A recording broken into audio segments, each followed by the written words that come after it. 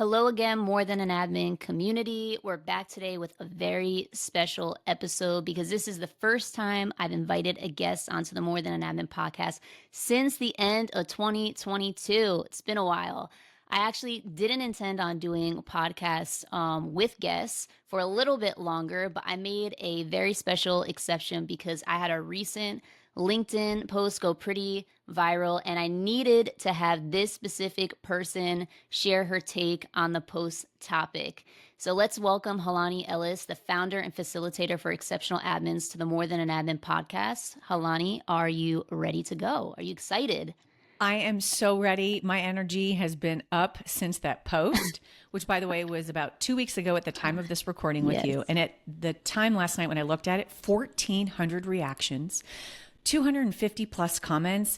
And so I'm so excited. I'm actually going to have to control my excitement so I can talk a little bit slower because we're going to be covering so much behind the scenes information that's going to support this amazing community of admins. So thank you so much for making an exception, for having me here. It's been really great getting to know you, and I'm excited to be here. Thank you. I love that. I love that. And before we dive in, I just want to say two more things that I don't want to forget. One is that I want to quickly plug that I actually joined the Exceptional Admins podcast not too long ago, which we'll put the link in our show notes. But it was episode 123, and our topic was on faith in the workplace. It was by far my favorite guest spot on a podcast. I put that on LinkedIn as well that I've ever done. So I hope everyone will tune in and support that episode and Hilani with her podcast as well. And then the second is, if you're watching this episode on YouTube, which everyone should go subscribe to our More Than an Admin YouTube channel, you might be wondering, where the heck am I? Because I'm probably going to include the video. We're still undecided. But if we do, I'm actually not in my normal space in Florida. And that's because I'm visiting family in New Jersey, staying with my sister. So I am in her basement recording this so my lovely niece Luna does not bark crazily and ruin the audio. So I just wanted to share that in case anyone's like, where the heck is Mallory right now? But anyway, we are here to get to know Hilani more and to have an amazing discussion. So we're going to start with my first question that I love to ask everyone, which is, can you please share a little bit about your roots that influence how you show up in the world today? I grew up in Southern Florida, in Broward County during the 80s. And at the time, the national poverty average was about 14%, but in Broward County, it was 20%. And I only point that out because I want to say that the scrappy and classy personality that I offer today has a lot to do with my upbringing.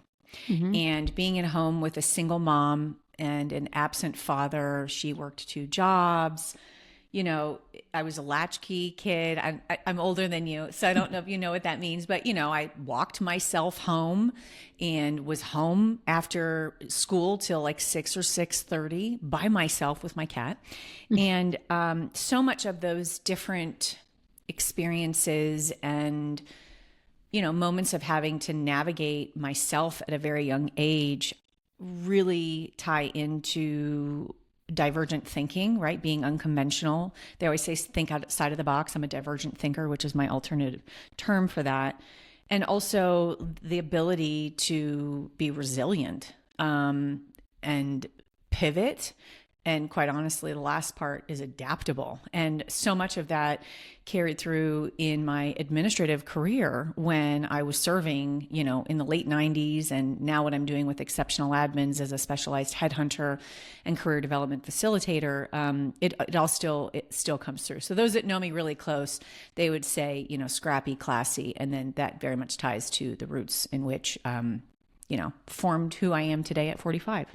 I love that. I love that. And I think that I always say to people that if you have an opinion on someone, whether it's good or bad, you really should always try to get to know someone at their core, because it's, for me especially, like I've had so much more empathy for people.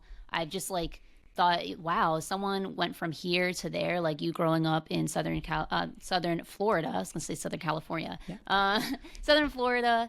And then, you know, starting your own thing, and you probably, when you were really little, might have not even thought of that as a possibility. Like, who knows, because of where you grew up. So I love that you share that part of your life with us I that love your has, question. Yeah.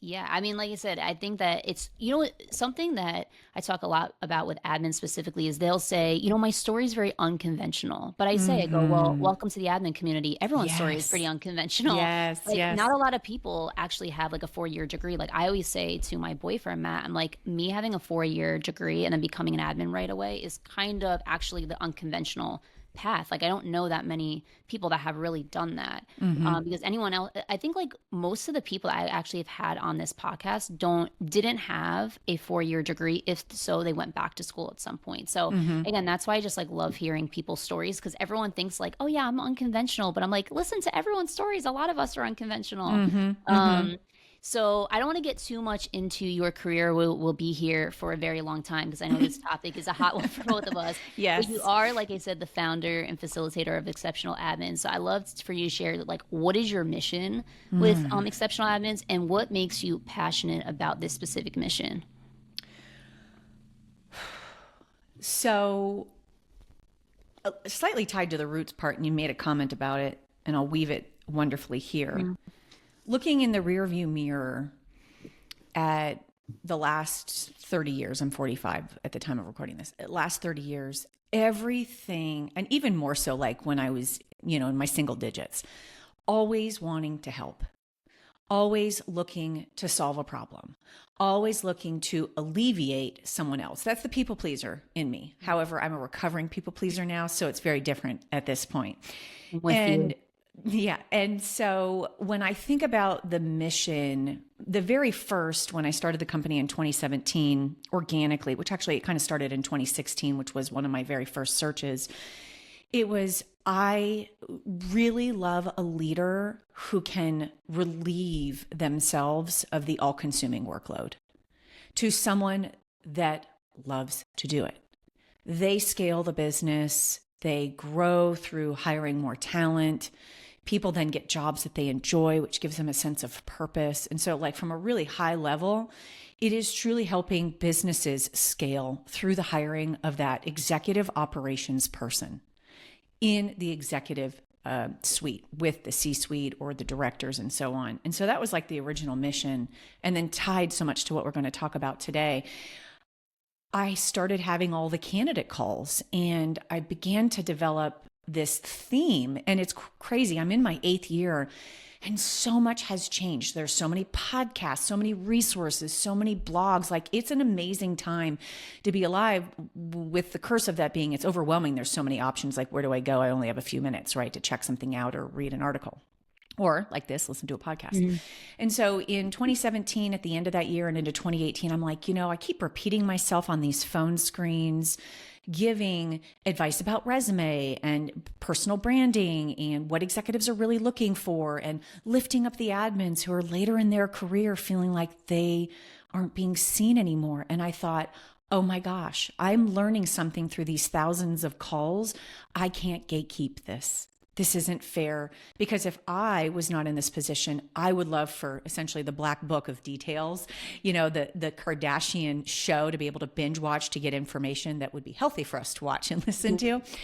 And so the second layer, and sort of the undertone of everything that really has happened in the last 5.5, 6 years, is just transferring knowledge. The knowledge that I'm getting access to, not gatekeeping it and sharing those secrets. I truly, truly wish I could tell the terrible stories about some of the clients and situations I've walked into, but I can't.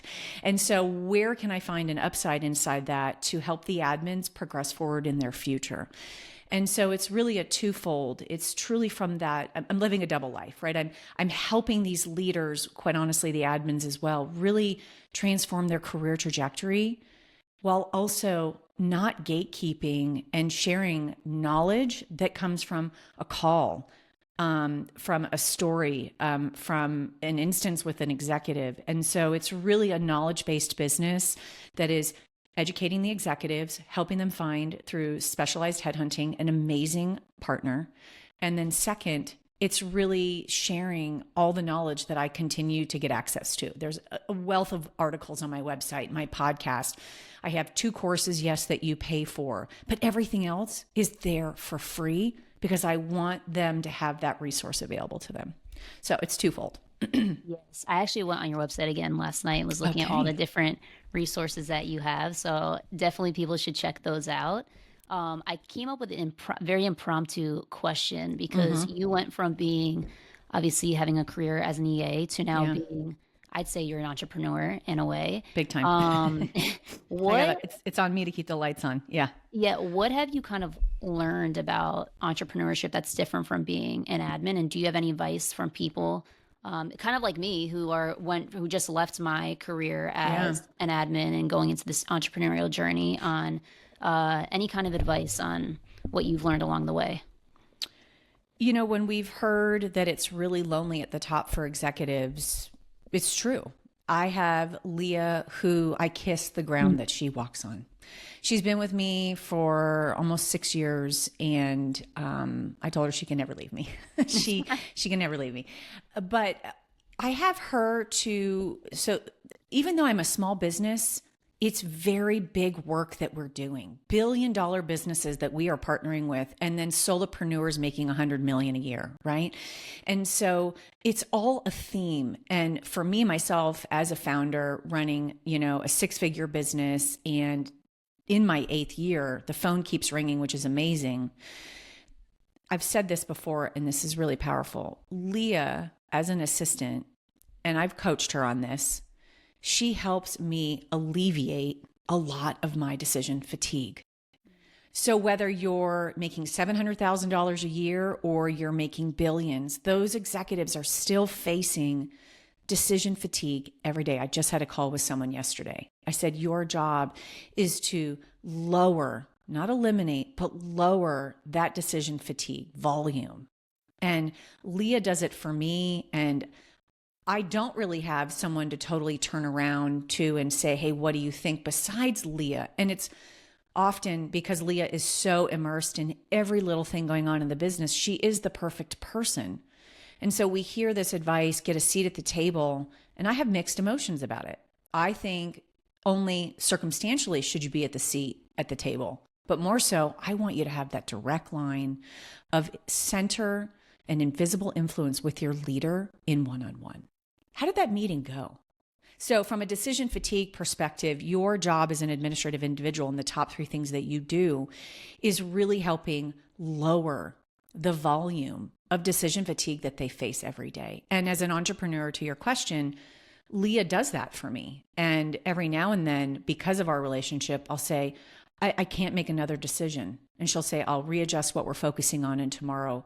Now, granted, I'm more vulnerable and open in that case of when I'm in fatigue. Some leaders aren't, some leaders are. But if the admin community, founder or CEO or billion-dollar business, starts thinking about their position of impact in helping alleviate some of that decision fatigue, it's unbelievable, the return for both satisfaction on the job and truly becoming invaluable to the executive. You just gave me a lot of thoughts, especially to speak with my boyfriend later because Nice. I'm kind of his administrative business partner, but my goal at Love one it. point is to be able to get an admin for both of us and like a video Mm-hmm. editor for both of us and to kind of help build both of our brands Love it. together. And you just made me realize that we should both write out all of the decisions that we make every day, like Mm-hmm. to really get self-aware about that Mm-hmm. as both people who are content creators, entrepreneurs in that kind of world, because I Mm-hmm. think that what you're saying is really important that you Mm-hmm. sometimes, again, when you transition, you are making so many of these decisions. And I mean, I know I'm overwhelmed with decisions every Yeah. day. So Yeah. And I I'm love happy that to you talk with mentioned you offline on some strategies that Leah and I use to help you. definitely. And shout out to Leah. She's been great to Yes. always email with as Thank you. well. So to get into LinkedIn, since we're both pretty active on there, Yeah. I loved your recent golfing selfie since I used to play golf in high school. So I love seeing I'm that. coming to Tampa and we're going to Yeah, Top Golf. we I'm coming to are. We Tampa. are. I'll I come in April cannot for my wait. birthday. No, we're gonna be celebrating big for your 46th, so I'm Mm-hmm. excited. But it's funny because I've been in this kind of hiatus year, as you know, Hilani, Mm-hmm. and especially before I really officially relaunched the entire brand to More Than an Admin. So on LinkedIn, I post absolutely with no strategy. I'm just posting top of mind You things. don't post with a strategy like you have a gift then. I have no strategy. I have no idea what I'm doing. A lot of times it's just like I have honestly probably 500 MacBook and iPhone notes that are like half baked. They are half baked LinkedIn Yeah, posts. I And love it. sometimes I wake up and I go through there and I'm like, okay, today's the day I'm going to post this and just see Mm-hmm. how people respond. I love that. So, like you mentioned 2 weeks ago, I was thinking a lot about how I see sometimes these sad LinkedIn posts from career admins who can't find jobs. A lot of them have been laid off. And Mm-hmm. as I was telling you before, I'm usually very tough actually on longer tenure admins, especially those who kind of like complain on LinkedIn publicly. I have kind of maybe a controversial take on if you should do that or not. Mm-hmm. But I had a I real have a story. moment. Mm-hmm.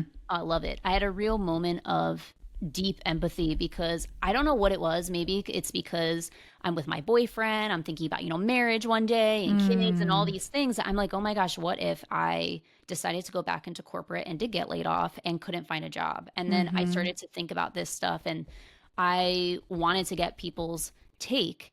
And so I post this LinkedIn post, which I'll read in a second. And of course, like I did not think it was going to get this much Phenomenal traction. viral. Like Oh I my was God, so excited.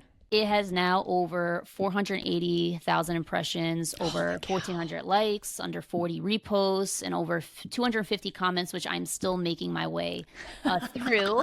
Because let me give everyone a big pro tip. Do not plan on posting anything that you might think remotely goes viral before a very long 18-hour road trip, because I made this mistake and I'm so far behind on my LinkedIn as a Mm. result. But I'd say that there was definitely a range of comments. I always love seeing when people write like 2 paragraphs, and then there's some people that Mm. are just like one person wrote like highly disagree. And then I just wrote today. I was like, can you share why? I'm just Yeah. curious. Yeah. But it's funny to see the range. And Mm-hmm. Human behavior. It's been a yes, huge thing. This whole 7.5 years for me is human behavior, but keep going. yes.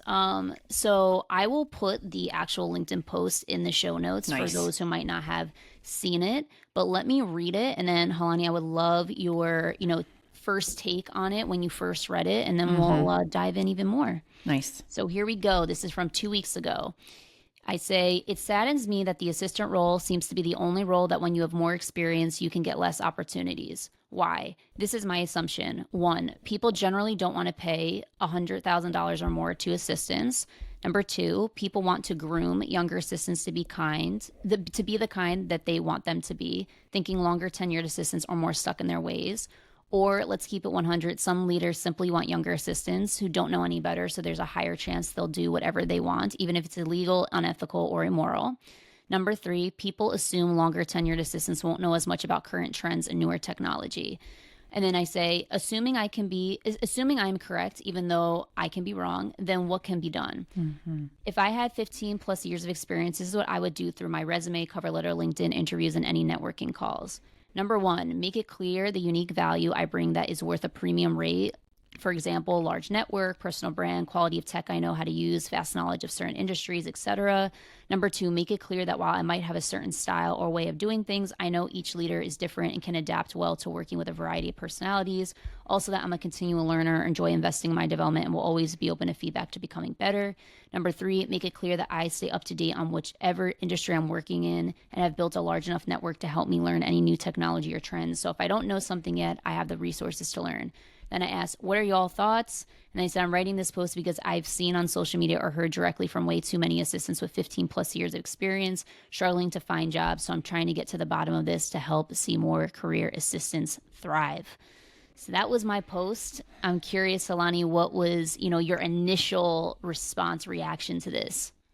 So I'm a guest on this show. So, and I say that because as a host, when I'm hosting Exceptional Admins, I try to talk little, even though sometimes we collaborate. I might talk too long right now. And everybody, thank you for listening, because Mallory's post, I just got chills as you read it out loud. And it's interesting, just so you know, as I've been getting to know you, I read the post literally in your voice and in your thoughts, like the way that you think. And so respectfully unpacking her post, she said, this is my assumption. Number one, people generally don't want to pay $100K to assistants. I agree. Especially here in 2024, the economics aren't making sense. And people know that they need the help, which, by the way, we need to celebrate that. There will always be a craving for some human person to delegate to. For that dialogue I was just mentioning about between the decision fatigue I face and how Leah helps me, that will make it a constant career for a strong, passionate admin. So yeah, the sad part is they don't want to pay over $100,000. Here in Denver, for the last 7.5 years, I distinctly remember in 2017 and 18, I was so excited to get like $85,000 for my admins. And I also challenged, like, is there any option for remote? Absolutely not. Absolutely not. Well, of course, 2020 changed that. And so now in 22, 23, and 24, I'm busting at 140,000 in salaries, which to me, yes, is right sizing the Denver market a little bit. But it's also because they're paying so much more, they want a unicorn out of the gate. They want the dollar for dollar, especially since this profession is understood that they don't generate revenue. And I constantly challenge the CEOs when I'm networking or talking to prospective clients. I'm like, but you do.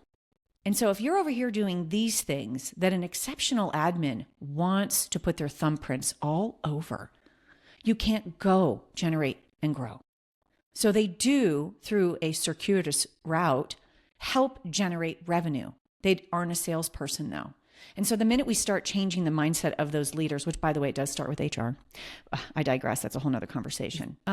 So yes, 100,000 or more, especially in the economics that we're facing now, that is a reality. The second thing that you mentioned, people want to groom, and you had air quotes, younger assistants. This is also true. They think, to your point number 3 about assuming longer tenured admins won't know much about current trends, and that is combined with the grooming part. It comes down to, which you also said about like personal brand later on and kind of some of your, I'm assuming I'm correct, and I am jumping around a little bit, That's everybody. Okay. The groom part with assuming longer tenure admins aren't current, if you will. Mm-hmm. This is going to hurt, and I know what I'm about to say. It's a fact. The admins who haven't invested in their personal brand are showcasing an old bias as a truth for today in 2024. And they are not able to change the minds of the executives they're interviewing because the majority are all the same. I have 15 plus years, 25 plus years, 25 plus years. I'm like, yeah, that's great, but what makes you different? And so if we aren't truly focusing on our individual unique value proposition, a business owner, Hilani Ellis, Exceptional Admins, I have a unique value proposition as to why you should work with me and not Robert Half. Robert Half is a resume farm. They've never gotten a 3 a.m. call from a CEO on another part of the continent. They don't understand the admin world, but they're there. They have a value. They do recruiting. I have something more unique to offer. Every single one of you as an admin is a business of one. You have to understand what your unique value proposition is, which if all of you sound the same, they want to meet more candidates and it's taking longer because no one was magnificent in the interview. No one stood out because everyone is speaking the same. So moving on to your assumptions, which by the way, I agreed with so many of them or so many parts of it. Your number 1 said, make it clear the unique value. And you said unique value. And I'm like, oh, she forgot the word proposition, but she doesn't know like how I'm communicating it. Your unique value proposition. If you are not telling your story as a career professional, as a story, and you're telling it as a tactical transaction, that's the problem number 1, because everyone else is doing that. The second thing that you brought up, make it clear that while I might have a certain style or way of doing things, I know each leader is different and can adapt well to working with a variety of personalities. This is something that's lost. I've had like 7,500 calls in 7.5 years, maybe 7,000. Everyone says I can do great calendar management. I can do great expense reporting. I'm like, tell me that in a story. Illuminate the imagination of the HR person or the executive. You know, Mallory, thank you for having this interview with me. At any given time on a monthly basis, I'm responsible for the management of up to $2,500 in financials for the company through expense reporting. So different than just saying, I'm really good at expense reporting. Now, this is a lot of work. I happen to do this full-time 24/7 for 7.5 years. And so my ability to be able to quickly think on my feet of a different way to communicate that is a bit of a gift. And so through the development and investment into your personal brand. Can I add one thing? Yeah, please. I mean, you're giving me, my ADHD brain is going a million miles a minute. I know. Are you writing stuff down? I'm not, but I'm like very excited. So I just want to say one thing, which I'm probably going to do a webinar or another podcast or something about, is I believe you need to think of the job search like dating. And here's what I mean by this is, if you want to find the love of your life and find someone who is going to serve you and fulfill all your needs and be the perfect person, then you have to make yourself seem like a great person too. You don't want someone to come to you and give you a C+ effort. I actually told my boyfriend this. I'm sure he will not care that I'm saying this, but I said to him, we love you, Matt, that if you want to be with someone who is going to be a C+, it's not me. I'm always aiming for an A+. Oh, yeah. Yeah. And I think that a lot of people, they want these dream jobs. They want to get paid $150,000, but they don't want to do a cover letter. They don't want to have to learn storytelling. They don't want to have to do a lot of these really personalized job search tasks. Like, I can't tell you how many times I tell people to make your cover letter really be unique, and people be like, "Oh, that's so much work." I'm like, "Well, then you're not worth. Then you're not ready. You're not. You're not even ready to interview. Then really forward. You're not ready to interview. You're going to sound like everyone else." Yep. Exactly. And I think that that's something, that mentality of thinking about it in terms of dating. Would you want someone to give you your bare minimum in a relationship? Absolutely you would not. You would want someone to give you their A+ effort. And that's how I think people need to think about job search. They need to give themselves they need to give A+ effort. Anyway, keep going. Sorry. Yeah, no, I love it. No, it's totally, you can interrupt me anytime. Yeah. Cause I wrote stuff down because I knew I was going to take us on too many healthy, appropriate tangents, but I really want to be careful one in our time, but I also want to be so intentional. So you bring up the really great thing about the cover letter, which is kind of like going more towards down. We're still sitting on the post, which was wonderful that you read it and that I'm kind of recapping it a little bit. I could tell you in 50 resumes I'll see in 1 week, 40 of them have that opening summary. And by the way, if you don't want to write a cover letter, which I have mixed emotions about, the opening summary, and I have an article on my website about this, the opening summary is the hook. For example, there is a movie trailer and Kevin Hart is in it. I'm going to watch that 35 seconds, especially because I like him, right? Or pick your favorite actor or actress. You will watch that because they immediately hooked you in the first 5 seconds of who's in this movie. So now you're invested. You want to know. So the opening summary should not be a regurgitation of everything below. It should be magnificent. It should be, I will deliver in the first 30 days X, Y, and Z. And she's clapping if you guys can see the video, if we put the video up. And that is like that is the most amazing silk cheesecake bite, if you like cheesecake. I don't know. It's the thing, because the minute you do that, by the way, the 40 out of the 50 I just mentioned, they all say 25 years of executive office experience. And I do have sarcasm in my voice because honestly, I'm tired of reading that. I'm like, give me something different. Make me feel excited and enthusiastic about you. And I'm so excited that you allowed me to come on the show, because essentially the question is, how did I feel about this post? I felt sad. And then I started typing paragraphs. I was like, excuse me, I don't know if I can curse, but F it. I'm like, no, I'm just going to say, let's have a conversation on your show. Anyway, so the opening summary must just be like the biggest hook. And I have this in my career storytelling workshop. The opening summary is it. That makes your it factor. That makes your unique value proposition. And that makes branding, which, by the way, the minute that you even just have a difference in your opening summary, they want to keep reading. That is the job of the 12 seconds you have of their attention. Yes. That is the job. I want to highlight just real quick and then we'll go on. Well, I want to say something about the cover letter and the thing, if that's opening okay. summary. Yeah, please. I can't tell you how many times I literally will tell someone, you should not include this opening summary because it's dry and boring and it does not tell me anything different than what I can already get from your resume. Exactly. And I really believe that it should be focused on excitement for whatever, again, unique proposition value that you're going to bring to that specific company. I always say put the specific company in there because no one ever does that. Exactly. So it's different because they think that, oh, this person is really applying to us, not just submitting their resume to everyone else. So I actually love a cover letter, which I know most people don't, but I feel that I have been told multiple times that the reason why I got an offer or something is because specifically in my cover letter, because I am so different. Like I have done, I feel so very unconventional things in a cover letter because I know that my cover letter is not going to look and sound like anyone else's. Like I just applied to a part-time job at my college and I literally put like, I put like something like, please allow me the honor to make this the easiest decision in hiring me and whatever. It just was like so different, so you great. know? And the way I structure it. And if anyone ever wants to see one of my cover letters that has worked, just DM me somewhere and I will send it to you because I don't have a problem doing that. But like, I feel that the cover letter is a very unique way to, again, showcase your value that's going to be different than other people. And if you actually write a cover letter, like you took the time, to me, that signals at least you like care about this job more than most other people. So I'm very much, I tell people, write a cover letter also because it shows your writing skills. And as an admin, I think that that's very important to be able to show that you can write good. So anyway, that's my I'm going to add to it for my mixed emotions. My approval of a cover letter is wonderfully tied to what you just said. And so let me do this for the audience.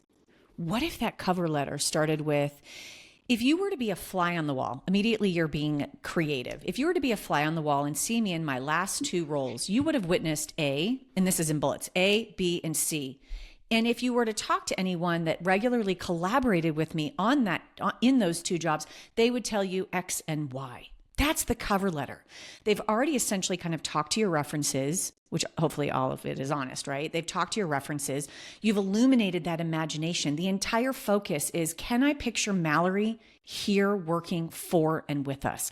You need to be able to convey that. That's why when this constant rinse and repeat of, you know, X amount of years, I can do expense reporting, calendar management. It's like, I see that. You all say that. Who's going to actually ignite my imagination to visualize you in this job with this leader or leaders?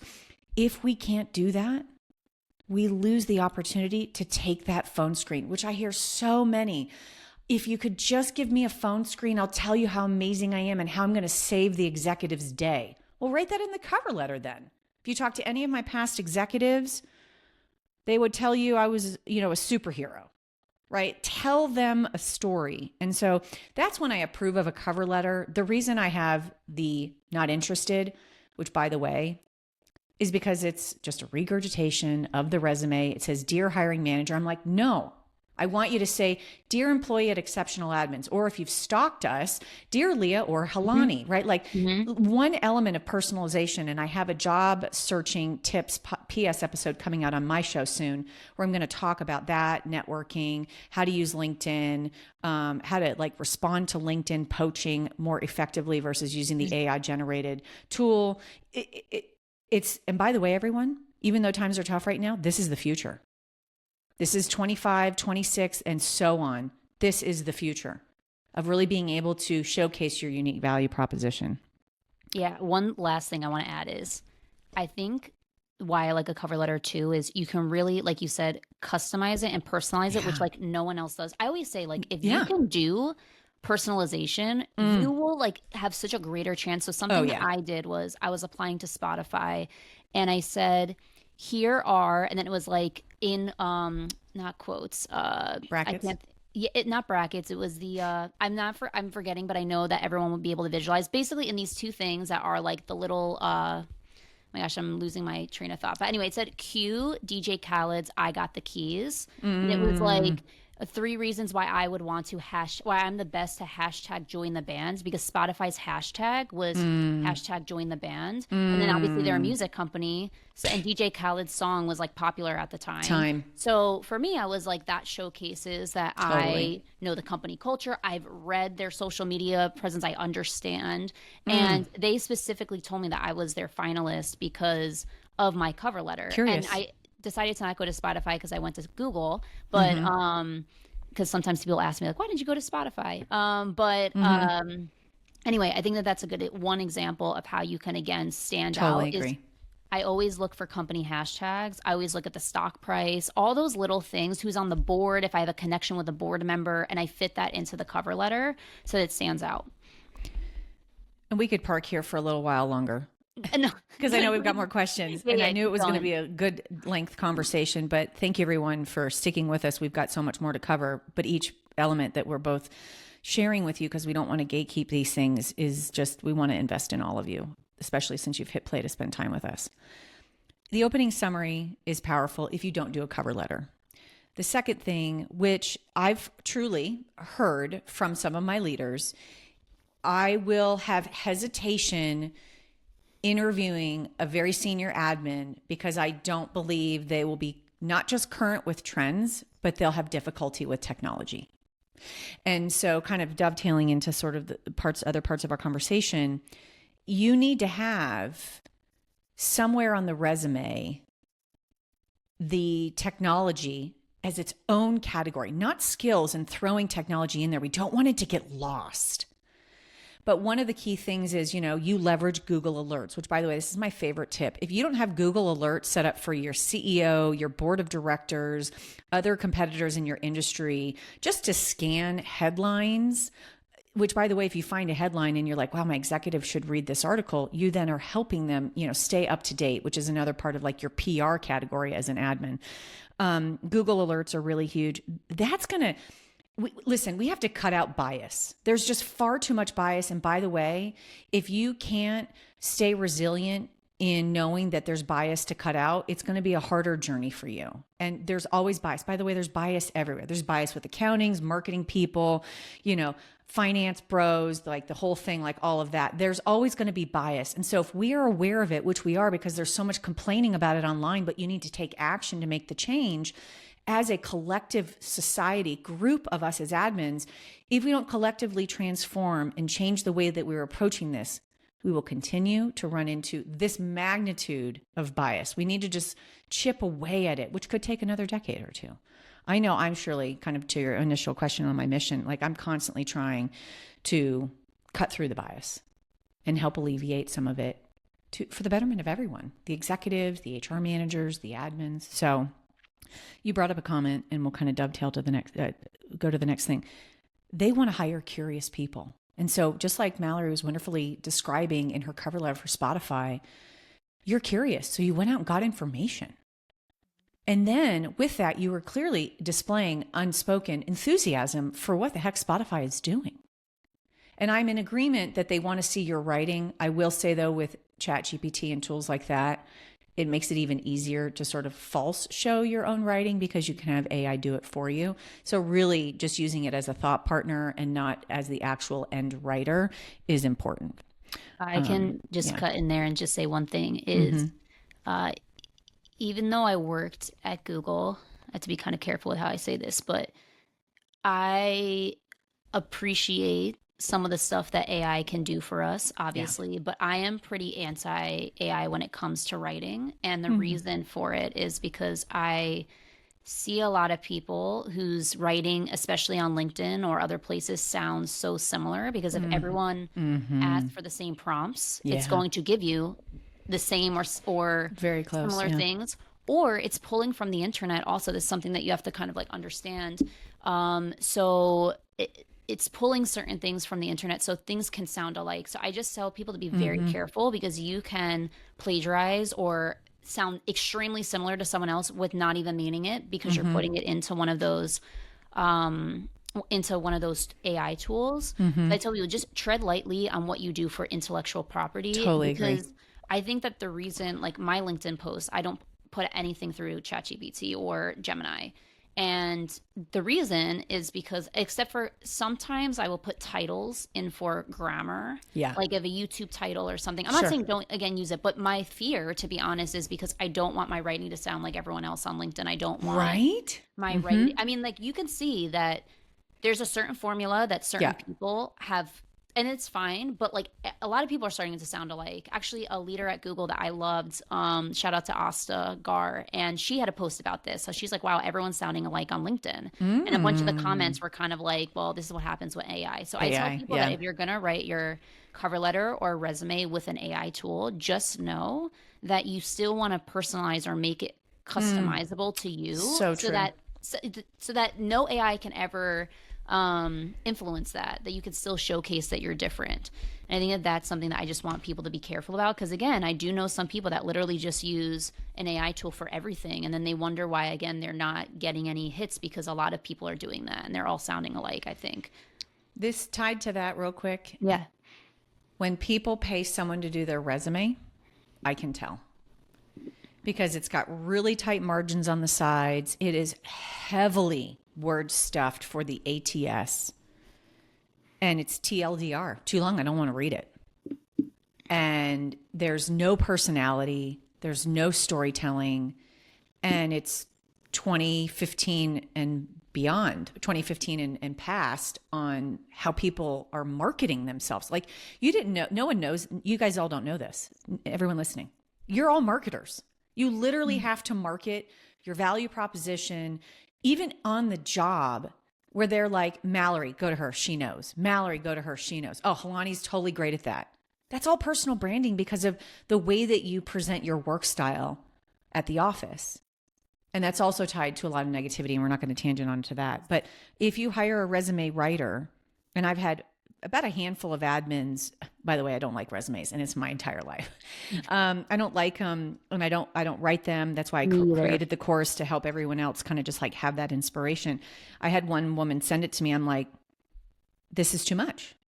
This is too much. I'm, which, by the way, as someone who's looking at resumes every day, I have to batch my time to sit and look through all of the applicants, which 50% of it is noise. People who are doing Pizza Hut, who have never had the title executive assistant, they're applying because sadly they've got to meet the quota for their unemployment. And when I'm looking resume after resume after resume after resume, I'm becoming fatigued. 1, screen fatigue; 2, information overload; and 3, decision fatigue of like, oh, maybe this one's going to be a little bit better. I don't know. I'll keep going and come back to it. And so you are, out there as an individual applying, you need to put yourself in the shoes of the person is like, they maybe got 100 applicants this week. How do I make mine stand out? Which, by the way, don't do color. And if you do very soft colors, because if I'm on a screen and all of a sudden I've seen black and white for 20 resumes and bam, there's someone with red, I now have a negative emotion because my eyes have to completely adjust. They're flickering fast, my eyes, to like recalibrate how I'm seeing this on a screen. That was good in the old days when a resume sat on a desk.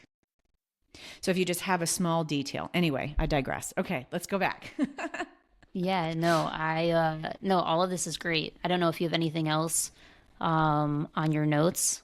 No, for all of that, the question, what was my initial, and I was sad. I was sad by your post because I'm dealing with it on a weekly basis, talking to everyone. And I'm huge on empathy. And I had to learn this really fast in the first 2 years. I can't carry the burdens of other people's search struggles. And that was a huge lesson, because I would overextend myself and truly look at resumes with them. And I wanted to help. And I was like, I've got to be careful on the capacity drainage that I'm going to be expending every day, when I've got to like stay resilient for my searches, for the clients that have engaged with me, who are paying me for my work. And so I did scale back a little bit, which is where, from the development side of the business, I was like, we're going to just have an abundance of articles, and maybe I'll make some courses someday. And okay, finally, I'm going to have a podcast to buy back my time, but then not gatekeep on the information, which will help others. So yeah. I can totally relate. I had one time, I don't know if it was a therapist or someone else that just knew me, said to me, you, Mallory, take on people's baggage and you hold on to it. So now you have your baggage, and you have now about 100 people that because I'm such a networker, you have all their baggage. So you need to get better at taking someone's baggage and putting it to the side of both of you, not holding on to it. And that visual kind of like really helped me. And it definitely, in recent years, like you said, you're a recovering people pleaser. So am I. And so I totally relate to that. So, I think that I would love your take too on this idea of how you can market yourself on LinkedIn better too. Maybe a few tips because one, I would love to know, do you think you should publicly post like, oh my gosh, I'm not getting any, hits on my resume, or like kind of like publicly? I don't want to always say complaining because I genuinely don't think people see it sometimes as complaining, but like, should you publicly post about your job struggles? One. And two, what is maybe one or two tips that you think that you could do better on LinkedIn? Because my big take is that I always say your goal as a person should not even need to be to really submit a resume. It should be kind of a what's it called? Like just part of the process. Yeah. Like checking off something that they just have to do. You should actually want someone to be like, I want you for this job, because they've seen whether it's how you present yourself on LinkedIn, or maybe they see a comment or whatever. So I'm curious about your take on how people utilize LinkedIn and what they could do, especially as, again, they get older. And I don't know if you would give necessarily different advice to people at different ages, but I'm curious your take. Yeah. Going backwards, this advice works for fresh out of college, or I did not go to college, or those that, just started working right away, out of high school. Mm-hmm. To someone who's in their early 60s that's like feeling 45 in age, and as you said over text, reverse aging backwards. Mm-hmm. And so this goes to anyone. I'm going to go with the dirty first. We are a sleuthing society, and I can guarantee you that the hiring manager has their profile turned off on LinkedIn so that you can't see that they saw your profile, and they are going to see who you follow, what you say, what you repost, what you comment. And that is a fact. Honestly, that's what we do. We want to know a little bit more about you to make sure that if we have a call, we already know out the gate there's a stronger chance that you're going to be someone that's going to be excited about what we have to offer, and also the client would be excited to meet you. And so it's also a very slippery slope on us looking at that information through a non-judgmental lens. From an integrity standpoint, and Leah, the same thing too, we have to constantly start our day with, we are here to assess information, not judge it. But I'm one, and how many hiring managers are out there that can't control that? It makes me sad. But anyway. I mean, it's just a fact of life. Yeah, it's a fact. It's absolutely a fact. Yeah. And so what is the safest and strategic way, knowing that bias, knowing that human behavior of any eyeballs, and I'll use your dating analogy. If we could see on a dating app the comments that they're making to people on LinkedIn or their Facebook, we're going to be like, I'm not dating you. Because, the bio is, sort of their catchy marketing, like, hey, you want to possibly go on a date with me, margaritas, chips, and salsa. And you're like, okay, I'm in. But anyway, and I'm married, by the way, happily now for 24 years. If my husband ever says margarita and chips and salsa, he knows I'm absolutely in. So you have to really think about, and I'm going to tell the story I was actually mentioned earlier, what they're going to see. And quite honestly, LinkedIn is not a place to shit on about business. Go to Facebook for that, and make sure your Facebook page is private. Hopefully you have friends on Facebook that, will give you some feedback, or join a Facebook group that's private, that's for job seekers, and hear and read those comments. Do those things privately, because I had a woman that I know, I've known her for now about 5.5 years, and I follow her page, and she had a professional but more nasty rant on a personal post, kind of to your point with this question, and followed it up with, what am I doing wrong? I'm like, well, first off, we only know what you were able to type, right? And you run out of characters at some point. But I text her immediately, and I'm not even helping her look for work right now, because what I had on my desk at the time wasn't a fit. And I know that my text to her came out of left field. I said, I can't let you keep that post you just posted on LinkedIn up in public, and I need to talk to you and tell you why. And fortunately enough, she knows the place I'm coming from. And she called me and she's like, am I in trouble? I said, no, but this post is going to hurt your search instead of help you. And let me tell you why, from the lens of the hiring manager. And I just gave to her essentially what I just said to you. They're stalking you. They want to know, and if you're going to post on a public thing like LinkedIn, how you think, they're going to say you're a liability and that you're going to bring that negativity into the office, which by the way, a lot of people do it. We can't be positive all the time, but you also know like when to bring up negativity in the workplace and when not. So you almost have to act like LinkedIn is your office. It's your company. Your personal feed on LinkedIn is how you would operate at work. I've got something in my eye, so I keep winking at you.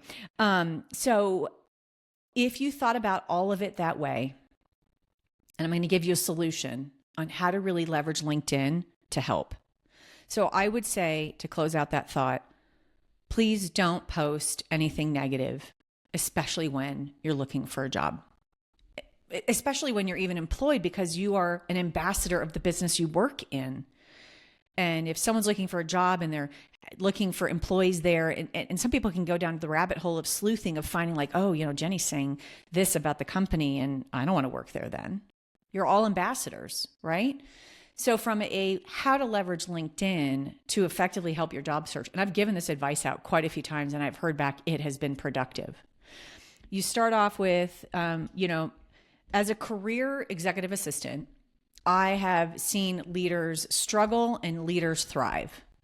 And one of the things I love to do to help leaders, thrive is do this, and this with their calendar, or do this with their calendar, or do this with their travel management, or do this with, expense reporting or business financials.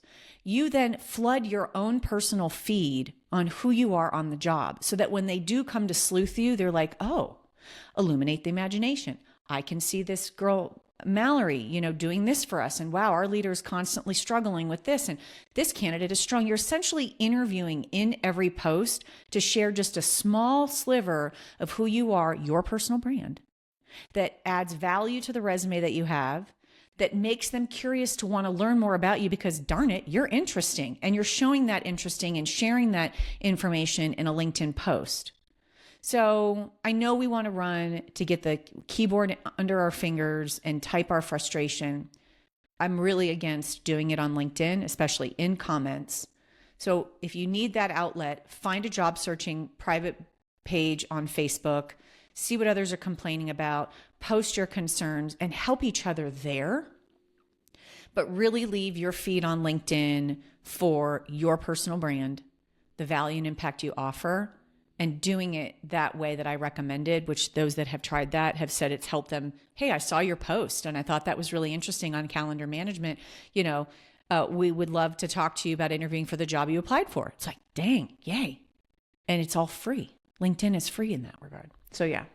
Yeah, I love that. I think that the biggest thing that I would add on to that is if you post something negative or controversial, I like to put spicy or controversial takes, but I always tell myself that I know the consequences of those. Exactly. I know you have to be honest with yourself. That's right. And I think that a lot of people aren't honest with themselves, or it's like they don't realize what they actually want requires them to act in a different way. So it's kind of like, do you want your short-term satisfaction to affect your long-term goals? And so like you have to really think about that. And then I think on the flip side, I think a lot of people, and I'm sure me and you have really changed maybe some of our perspectives, or at least like understand better now being an entrepreneur and a business owner, that these companies, I don't blame them anymore for what they consider a liability or what they consider a risk to their business based on what they see people post and based on people's previous work experiences. I understand, even though I might not agree, like morally or ethically, I understand why they have to do something. We don't have to agree, but understanding is huge. Yeah. And so I have the same exact take. What I think that people should do too is they might say, they can say maybe a line of, I am job searching and I've applied, blah, blah, blah, blah. But how I would say it is, I'm just so excited at the opportunity to impact a leader. So if you know a leader, like I think making it in a way that because I think most people are excited to get back supporting a leader, having a job. I think that if you focus on the excitement and that you are willing to, do what you have to do for whatever the company is. Again, not saying to do anything unethical or immoral or whatever. I'm just saying like, that you're just so excited to get down in the dirty of being back employed. I think that is something that people can one, relate to, because a lot of people are going through that. But two, I think it makes you look resilient. It makes you look like you are a positive person, because guess what? Leaders want to be supported by people, especially assistants, who have a positive mindset and who, when their business is struggling or they're struggling, they know that they can lean on someone that is Absolutely. going to be, again, also resilient, also Yeah. strong. I Yeah. can't tell you how many times that I've worked with a leader who is dealing with something, and I try to be the person that cracks a joke or that gets them smiling again. And I think that that's why some leaders have honestly liked working with me. And I think Mm-hmm. that that's something that I want more assistants to realize, is truly, as much as we want to say our skill set of technology and everything is important, it is. I actually believe a lot of times your The personality and your people, mindset, the like people that's why, skills. yeah, that's why someone wants to work with an assistant too, is it's not Totally. just about, again, it's not just about an AI, like an AI model helping them. They want someone that they can lean on. And I think that we play a big role, and you can showcase that, again, your Mm-hmm. personality and tone and attitude on Mm. LinkedIn really well.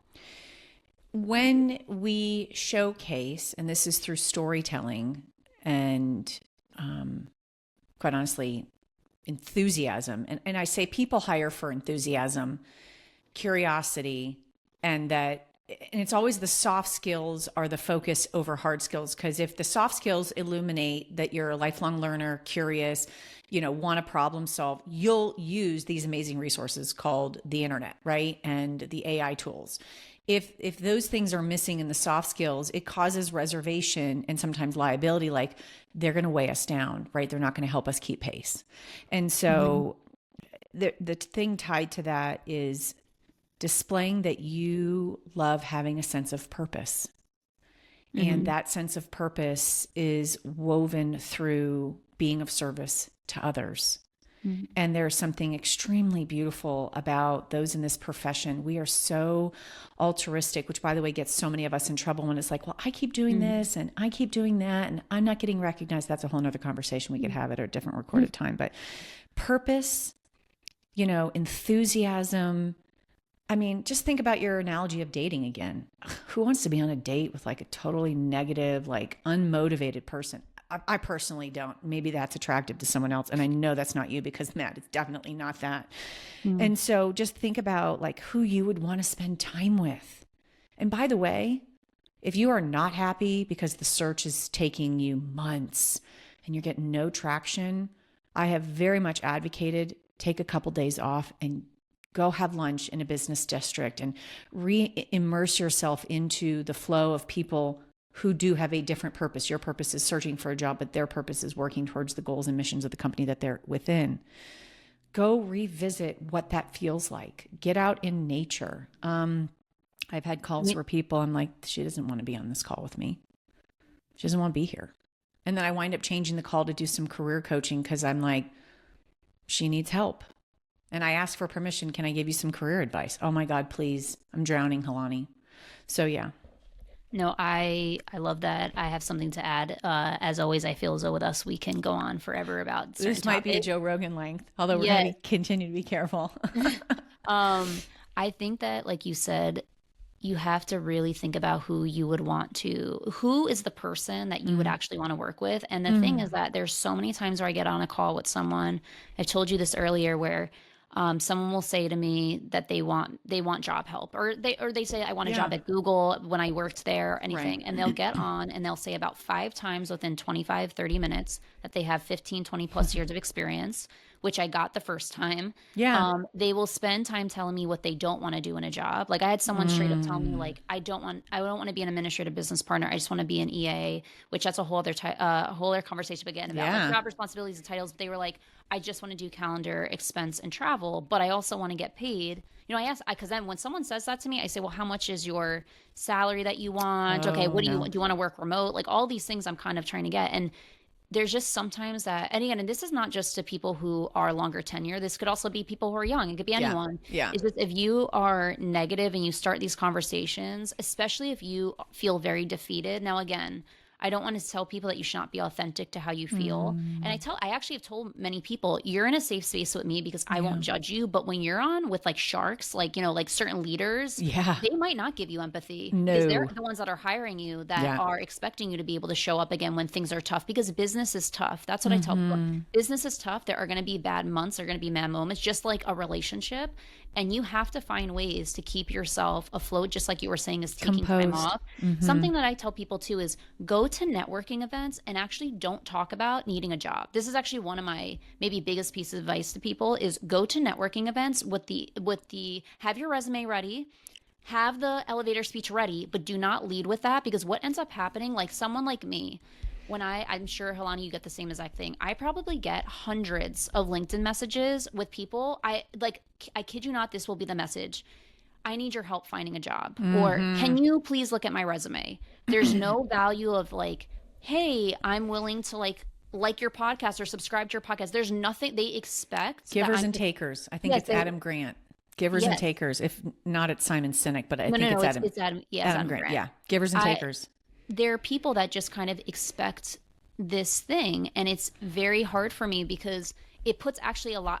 Again, we're both empaths, so I'm sure you can agree. I feel a lot of responsibility. Like I feel guilt if I can't get back to someone, if I don't have the time. Yeah. And so what I tell people is actually don't lead with needing a job. Lead with just getting to know someone. And again, when you go out and network with people, people are going to inevitably ask you, what are you doing? Like, do you have a job? Exactly. And then you have the gateway. It's just like, I really want to do a LinkedIn post about this, and I probably will, which is, would you be okay with someone getting down on one knee when they first meet you and saying, will you marry me? Right. Or getting down on their knee and say, will you give me $100,000? Most people Right. would be like, you're out of your effing mind. Yep. And that's what it's like when you ask someone, can you just get me a job? I don't know you. You could be someone that's totally crazy. Yeah. So what I tell people is that when you meet with someone, network with them because you genuinely just want to get to know them, have them get to know you, have again everything ready for, because I ask everyone, like, what are you doing in life? What are you passionate about? Then there's your opportunity. And I think that if you keep it's not even like you have to be, again, I actually didn't believe in toxic positivity until I joined a team that I realized what toxic positivity really is. And I'm not telling people that you shouldn't be able, again, to be authentic and show your emotions, but you should be able to control being a super negative Nancy. Sorry to anyone whose name is Nancy, but that's usually what I say, is a negative person who continues to showcase to people why they actually shouldn't hire you. Because in reality, I think it's part of our job to maintain a professionalism and to help our executives, again, see the light, be the light for these people. You just want to be a light to a lot of people in your life. And again, you can have bad days, but like you said, you have to have an action plan. I always say you have to have a trigger plan. If you get triggered by something, what are small things that you can do, whether it's listening to a worship song, whether it's going on a walk, things that you can do to help you. So anyway, I don't know if you have anything else to add. And I think I have one more question and we can go in the rapid fire round. Yeah. How do you carry yourself? Like, what's your composure?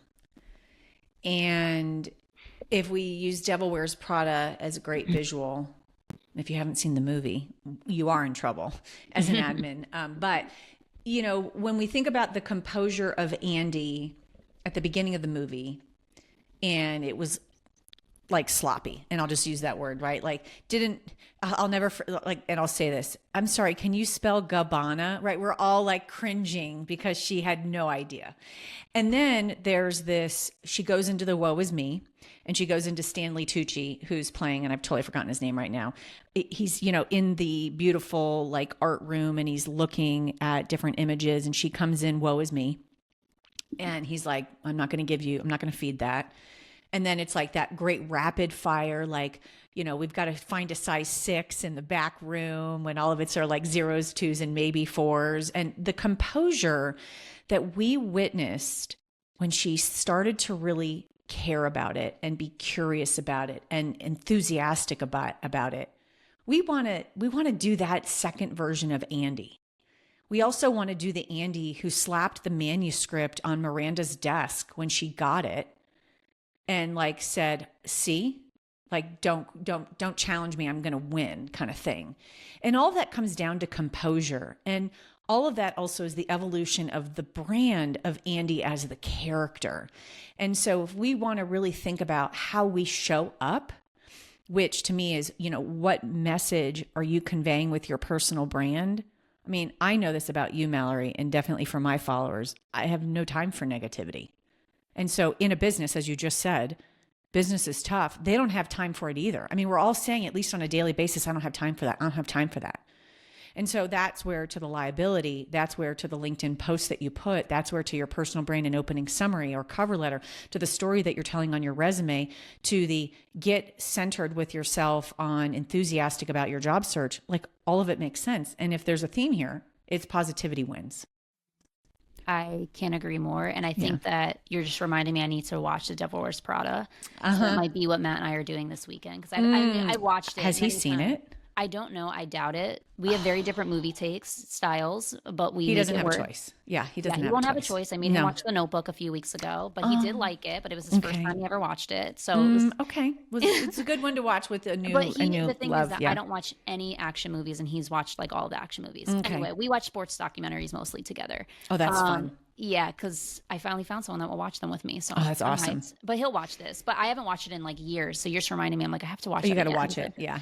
I watched it like a month ago and I posted an Instagram story. I'm like, guess what I'm watching? Love it. The thing that I want to add to that is, and I think that we want to, I mean, at least I want to really reiterate that you don't have to be perfect 24/7, but this is the problem. If you are saying to so many people that you have 25 years of experience, 20 years of experience, and that you're so great, well, guess what? I'm going to have you in my mind as a higher standard. If you are telling me that you are so great, then these leaders, and you want to get paid $150,000, $100,000, their expectations of you are going to be high. I actually tell people when you come into Google, be very careful if you come in at the highest level of an L5, because the expectations, there's actually very little room for you to mess up. And I know so many admins that go to Google that are the highest level, and they actually are coming to me because they're like, oh my gosh, I'm so overwhelmed. I have all these expectations. I've never had to do this at another company before.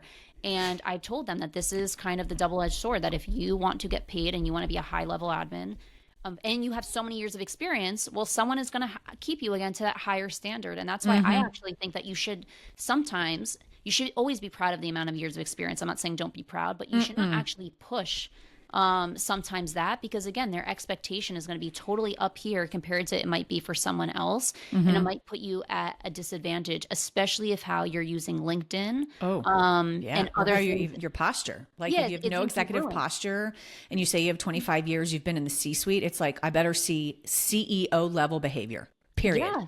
And vocabulary. Yes. And the thing is that also, I think that another thing I wanted to add that I just thought of is using LinkedIn, the right way, I think showcases also that you understand technology to an extent, because it's like you're kind of up to date on how to update a LinkedIn profile, how to update, your LinkedIn should have a unique URL to you, not just like please a random. Get rid of the digits and the letters that follow, right? But like people, and it's okay again if you don't know these things, but you need to invest in learning them. And I think that sometimes that's kind of what I see with certain admins that have longer, more experience, is that they don't showcase certain things through LinkedIn. Now, I also want to caveat this, where I know that there's some people that hate being on social media and they do not like their personal life out there, or they cannot because they have some kind of personal issue where they cannot have someone find them, which I've had sadly multiple people tell me that that's why they can't use LinkedIn, and I completely understand and respect that. That's why you just make the use of your resume and your cover letter, and you network with people. Again, you don't have to rely totally on LinkedIn, as long as you have something. Even if you're not on there, obviously we're not talking about you, but if you do have something, you want to make sure that it looks very polished, especially if you have a long career. And I always tell people a very easy way also to look good on LinkedIn to a potential boss is to promote whoever you're supporting or the company, like if it's public.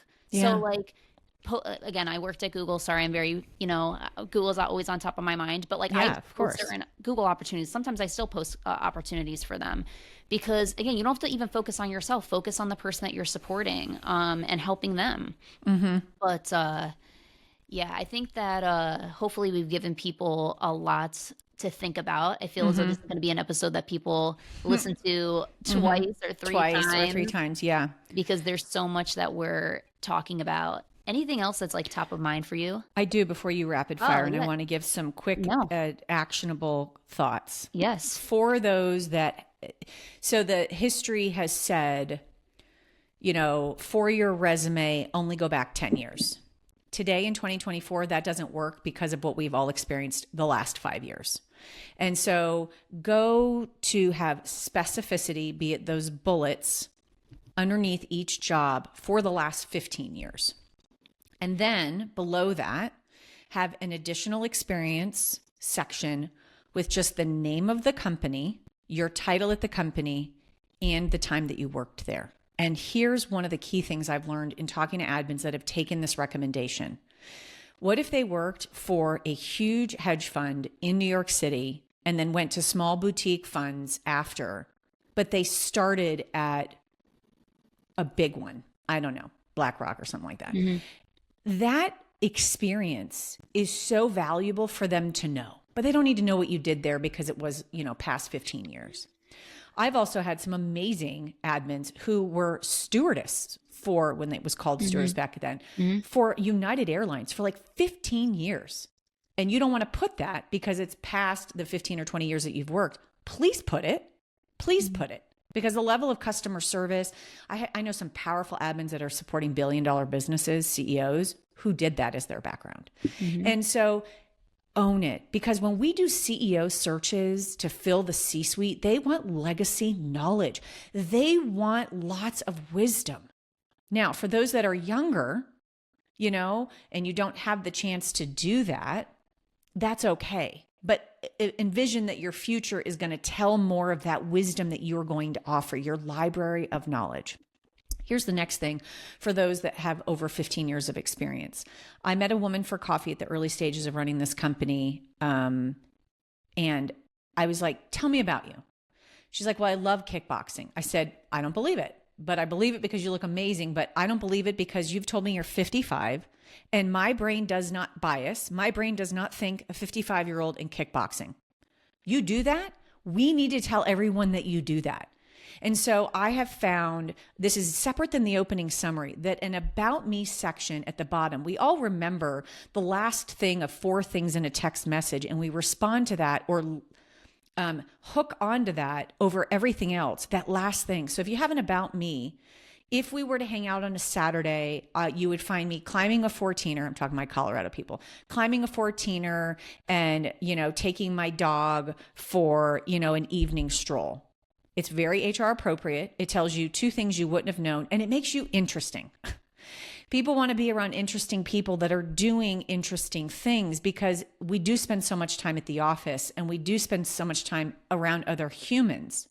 So if you can share, and by the way, you don't have to be a 14er, you could say you do knitting or you set a goal for yourself to read 52 books a year once every week. It's like, wow, I don't do that. That's interesting.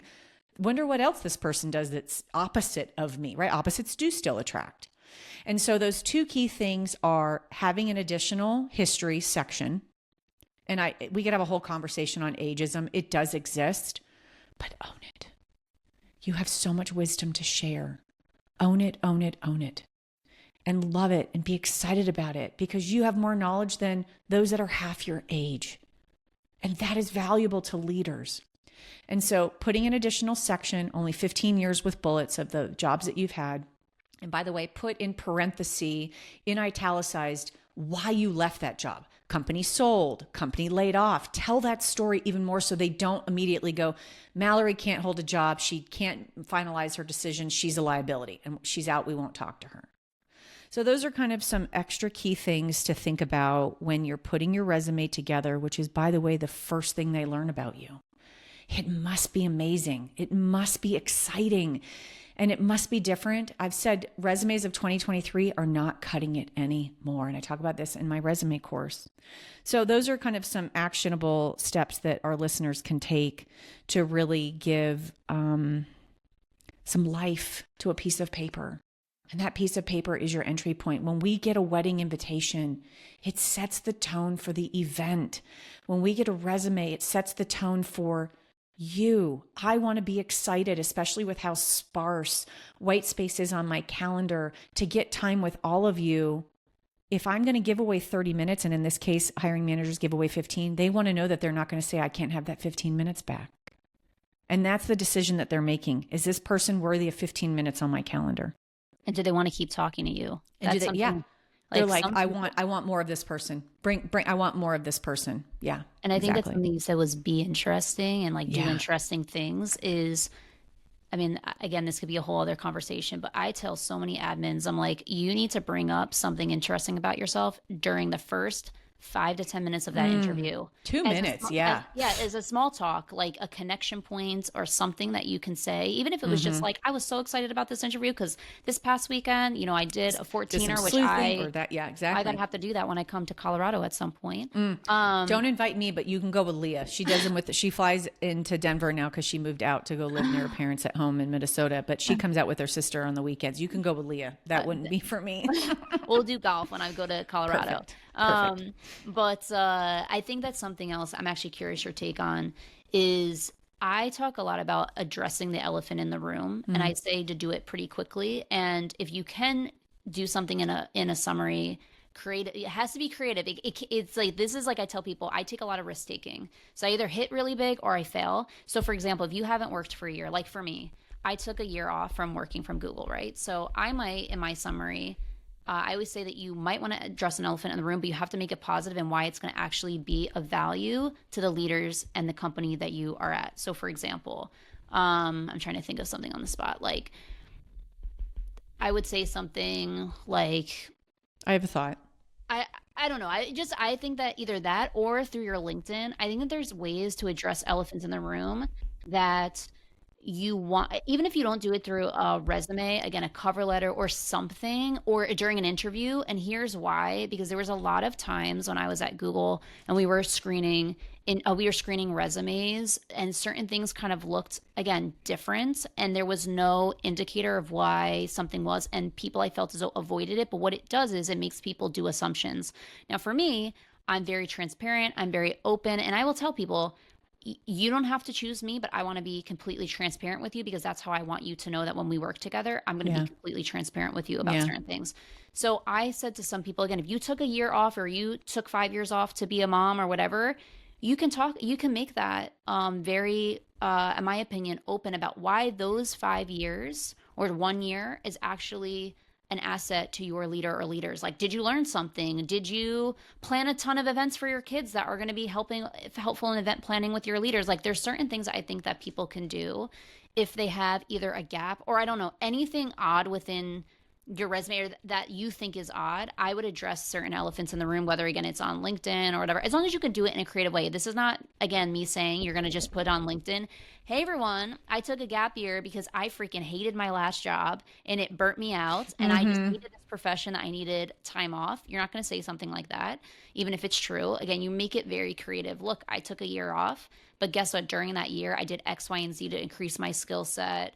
I did X, Y, and Z for whatever. Or like, let's say you have an injury, or someone passed away in your family. I mean, certain things, life happens. And I personally am on the side of being more open than having the person who's reading your resume or cover letter wonder these things, because I saw it play out more negatively than help. Even like I'm very big with, I tell some people don't write where you live. I mean, first of all, I'm very big on not putting your actual address because I think it's weird that some people have state, zip is key. Yeah, city, state, zip, that's it. But sometimes I actually said not to do it because, like, for example, and here's my reason why.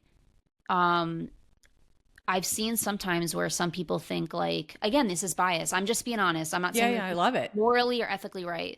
But for example, I knew at Google, like if we were hiring someone that we wanted to be in Mountain View, the headquarters, and we saw that someone was going to have a 2 or 3 hour commute. I know, they got cut.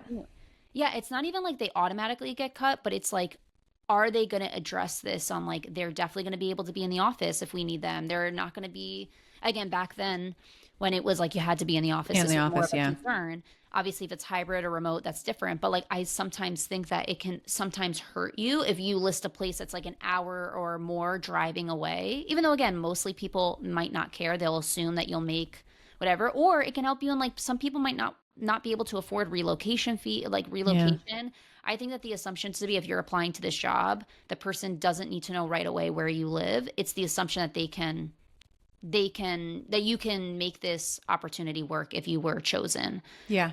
So again, curious from your Storytelling. perspective. Storytelling is what we're doing. And if we wanted to like really be specific, it's career and life storytelling. I almost think the word resume is crap, right? And so stop using the word resume, and we're telling a story about who Hilani is through her career and her life. So for example, I took 8 years off to be at home with my kids. I had that as a quote job, and I showed humor and said, CEO of the house. So now they're like, oh, that's cute, right? And so now I've created this emotion over text in the resume of like, well, she's kind of funny. And by the way, one of my very first jobs, the last bullet, knowing that we remember mostly what we read last, was office barista, office mom. I owned those things because I enjoyed doing them. So don't own them if you don't like them, right? I did not put happily doing office dishes because that's crap to me. I don't want to do that because I got to go home and do that. So I didn't list that. But we're telling an entire story. And especially in the lens of marketing now, you're all marketers. You're all having to sell your unique value proposition that you are the one that belongs to be with them. And I know for some of our listeners, this is exhaustive. It's like, I'm already applying, and I'm going to tell you, this is the transformation of the future. And please join us. Please jump on this train with us, especially because this is my entire world every day. HR managers, including myself, we want to see something different, refreshing, right? And my thoughts are tied to kind of like how to tell that story. If you have taken a sabbatical, I mean, I had 2 resumes over the last 5 years. I'm sure there were more, but I only remember these 2. One said, family caregiver. And then the bullets, taking to weekly appointments, and then was vulnerable enough to say my mother was diagnosed with breast cancer for the 3rd time. And these were the responsibilities I took. And it's like, wow, now we've triggered, and excuse me, I don't love that word, but now we've invoked emotion. And the emotion is like, 1, the honesty is like amazing. 2, resiliency was clearly a part of that. Like you totally give up most of your life to care for the elderly parent.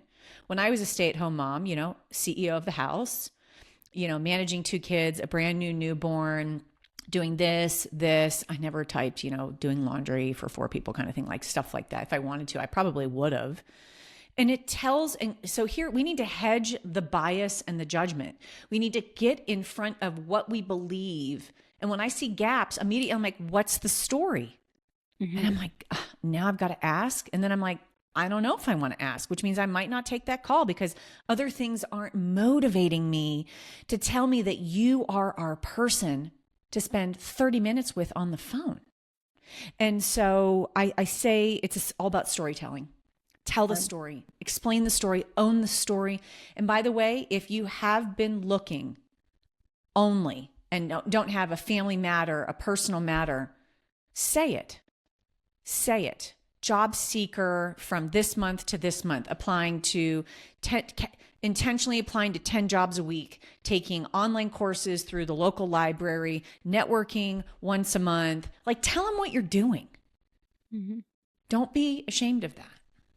I love that. And I want to emphasize that me and Hilani are giving you all this information, and I'm sure you're thinking like, what the heck, these 2 women keep on going at us. We genuinely care. Like we want to see people land their dream admin job. We want people to stay in this industry if they want to. So we're like trying to give you all this information to just give you different perspectives and actionable tips to be able to use in your job search, because I know for me, like it is heartbreaking to sometimes see people not able to get certain opportunities. The other thing that I want to add, and then we will close up with the we will. round. I had 2 cups of coffee. I love it. Is something that actually works in our favor if you've taken off to be a family caregiver or to raise kids is you are assisting, right? You're assisting your household. And that actually, I believe, works in our favor because it showcases that you have an ability, again, to give, to be an assistant, to be of service. You have to be able to be creative in your storytelling of that. But I actually believe that is of value if you can share your unique, again, value proposition to why that is important to your leaders. So yeah, if you've driven your kids around to a bazillion places and you've had to book appointments, guess what? You're going to have to book appointments for your leader. You're going to have to potentially know transportation. Like there's so many things that you can actually utilize. I can't tell you how many times I've told my friends that even my job at Google has helped me plan bridal showers or bachelorette parties. And then vice versa. If you were doing that, if you were planning family parties, like you can include that in there because technically you're planning an offsite or you're planning, a family meeting, just like you're planning. So it's just family about reunion, right? Celebrating 100th birthday for grandma or grandpa. Yeah, exactly. And this is actually a tip that I give to people who don't have a lot of professional admin experience that want to transition. And so I'm like, if you've done stuff for your family or friends, you can use that in your answers or potentially your resume. So anyway, I want to do the rapid fire round, which is our little fun one word or a few words, or I'm sure you can share whatever you want. I'll let you rant on. So I know we have been both public about our faith. So my first question is, Hilani's favorite worship song right now is? Count Me In by Switch. Oh, I haven't listened to that, so I got to put that on my list. I'll text it to you after. Hilani's best golfing tip is? Keep your eye on the ball at impact. That's a good one because I'm terrible at that. If Hilani could be anyone's EA for 1 year, he or she would be? Elon Musk. Oh, amazing. And then blank is Hilani's biggest pet peeve mistake that she sees admins make. Telling someone I'm on that and then having to go back for clarification when they weren't on that. So instead, say what I heard you share is blah, blah, blah. Always repeat back. Love that.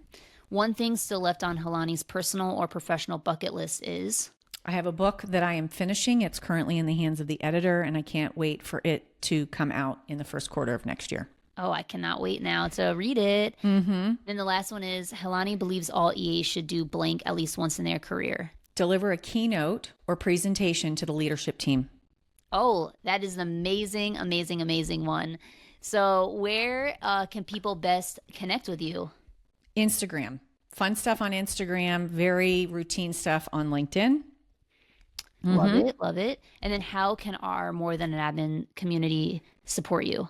In any of those, Instagram or LinkedIn or even a podcast episode that's come out, if you find it's valuable for your listeners, reposting it is just such a gift to us to get the word out. Love that. And if people want to directly work with you, like whether as their recruiter, they're an admin or a business professional, where is the best way to contact you? It's to email my assistant.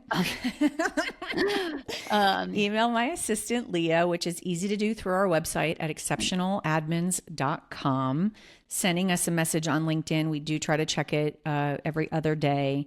And as a special offer to your audience, I want to give coupon codes to the More Than My Admin audience for both my career storytelling and my personal branding course. Oh, perfect. We'll put it in the show notes as well. And then anything else you want to promote, anything we didn't cover, any last message, then I'll close us out.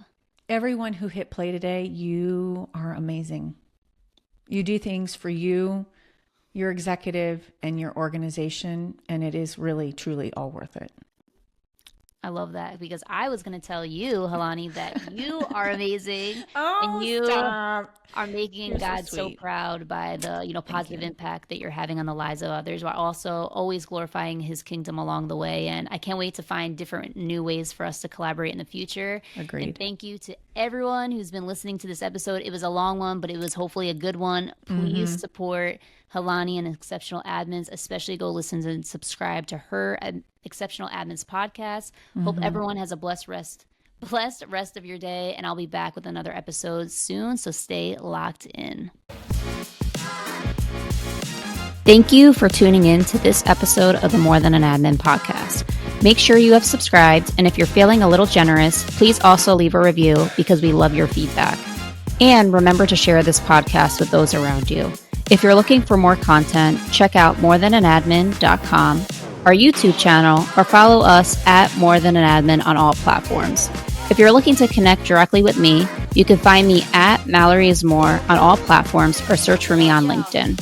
Let's continue together to influence how the world views administrative professionals and help admins embrace all aspects of their identity to become their best selves. Remember, you are more than your job title, and the best is still yet to come. I'll talk with you soon.